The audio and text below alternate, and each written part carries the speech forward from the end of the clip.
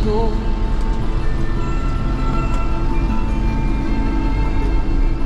At ang una mong nilapitan ang iyong inang lumuluha. At ang tanong, anak, ba't ka nagkaganyan? At ang iyong pagkamatay biglang lumuha ng di mo napapansin.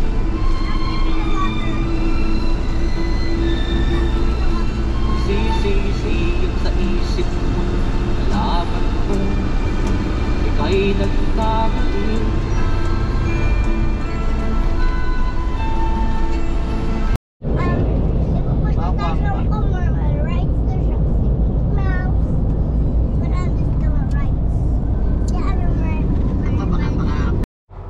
Yan. So, hindi ako nakapag-video kahapon nung dumating kami. Ngayon yung mag-video. So, dito ako sa pinaka-CR nila. Yan. Mga anong baso-baso.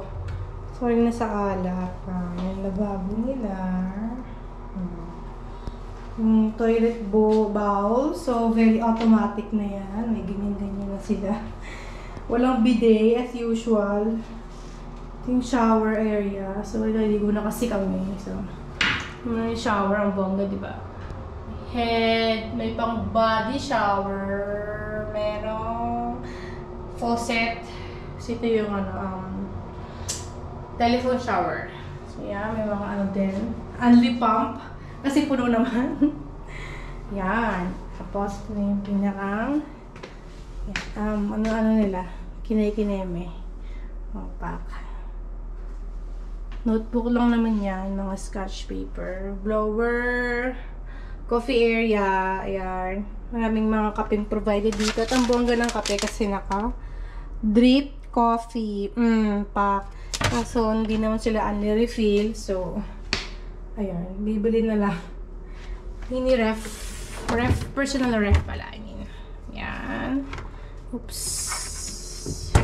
So, mga kabi-kabinet na mga lagay ng echeborreche. Tapos, ito yung pinakang drawer. Ayan. Mga hanger naman.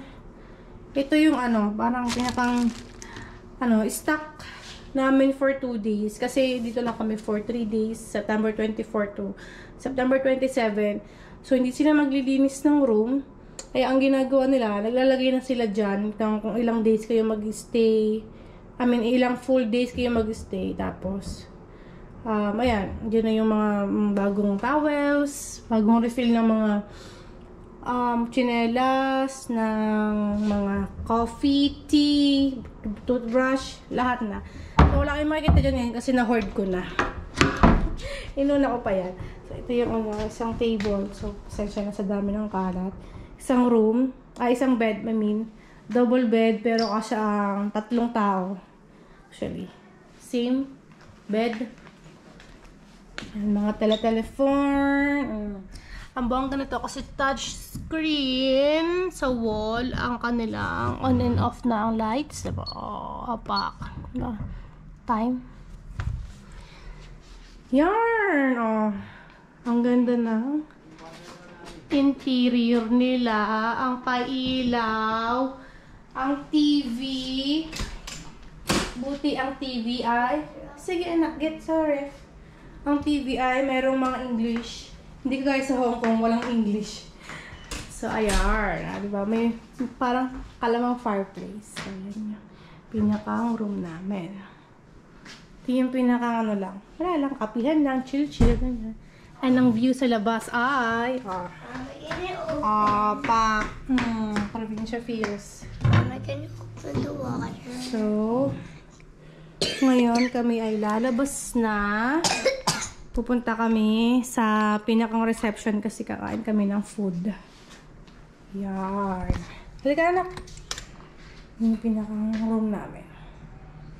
Dito. Dali natin. Dala. The self? Yes. Di. Pakikaw mo nga ito ba? Si Gorging. Prepared na. Yan. Ito yung namin sa labas. I love the wall kasi talagang ganun siya. Bato parang ganun. may pa-doorbell mo si kuya mo. Yan. Yan yung pinakalabas namin. Punong-puno ng pine tree. Ng ano. Check natin yung dito. Pa kami nakapaglibot-libot eh. Kasi nagpahinga na agad kami kahapon. Kasi bumurlog kami ng bumurlog. Actually, pati ang mga nag-check-in dito is mostly may sasakyan. Kasi ang layo ng lahat. Bilihan. Talaga ano siya. Yan. Pahingahan talaga siya para sa mga taga-city siguro dito. Kaya ang mga napakatahimik ng lugar. Wala kang makikitang tao sa labas. Kasi hindi siya talaga mukhang hotel. Mukha siyang parang ano, parang kaanuhan. Diba? Uy, nako-crop top si bakla. Ay, nga lang maliit na t-shirt. Very babae, Saan? Ano yun? May picture kaya? So, ito yung yan. Yung kaninang dinaan ko. Tsaka sa mga rooms namin, walang mineral water. Ang ginagawa nila, meron silang ganito dispenser. So, ito yung parang paakyat ng second floor. May parevolto dyan. Yan. Diyan talaga umuha ng tubig. Water dispenser nila mismo. Kaya refill kami ng tubig dito. Which is really good. Sa Hong Kong, wala kasing refill. Kasi lumalabas pa kami sa labas. Sila bumili ka or magtsaga akong maglakad dun sa Kowloon Park. Which is, we're very lucky enough na maging malapit sa Kowloon Park. Kasi kung hindi, puro kami bili ng tubig doon. Ayan, diba, The playground is so big and beautiful. So, yun yung reception area nila. Punta tayo dyan later. Wait lang natin ang mga thunders. Matapos ng pagbibihis. Ito yung kwarto nila mother. Knock ako. Si father. Hello. Ay, sis, ito yung room nila. Ganun din. Si mother. Ganda ma. Okay na. Hello. Yan, Wow! So, ganun din. Meron din silang dalawang bed. Double bed. Katulog maghapon si Papa kahapon kasi walang dumidilang ako sa kanya. Walang butang kama. Meron din silang... Mas okay ba ito? Oo, maganda na. Pwede na pang ka talaga. Ganun din yung room nila.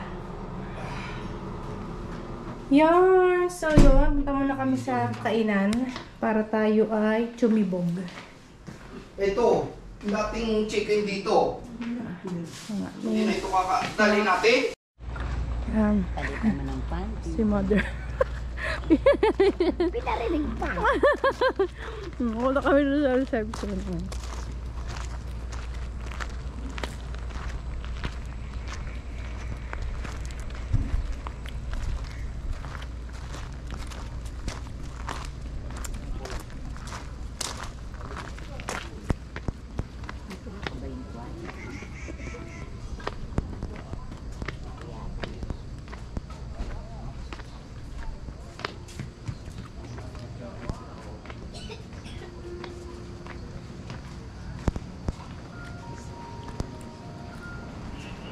Ito yung reception nila.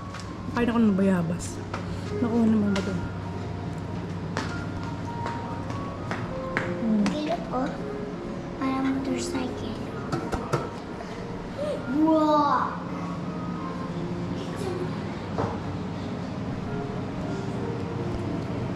Huwag yung bumili dito. Punta ko yung bumuli sa gabi na mga nilin sa labas. Okay naman yung presyo. Pero siguro mas mura sa labas. Ito yung kape. At saka yung tea. Okay. Nabili na sabon kahapon. Oh, come.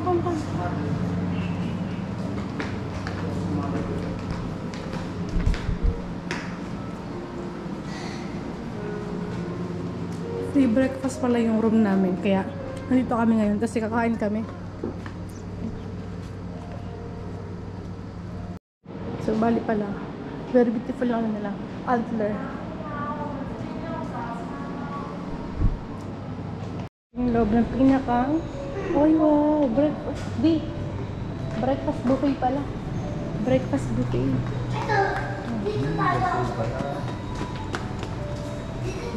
Breakfast buffet. So, ayan. Andy coffee. Also, tea. Cereal. May pa. Buyagas. Kinain naman yung buyagas.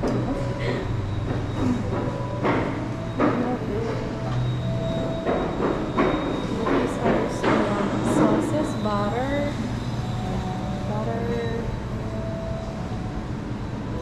Oh, I'm not sure what this is, but it looks like kamote, pancit, salad, and dressing. Oh, I love it. Ito ano to? Ito yung sinasabi nila Sunmoon Lake vegetable. Tapos kinapon kumain kami may ganyan.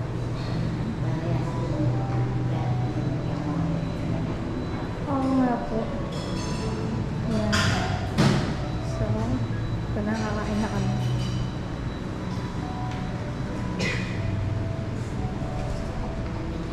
Hindi pala po sila ganun mag-English. So, gumagamit naman ng Google Translate para makapag-communicate.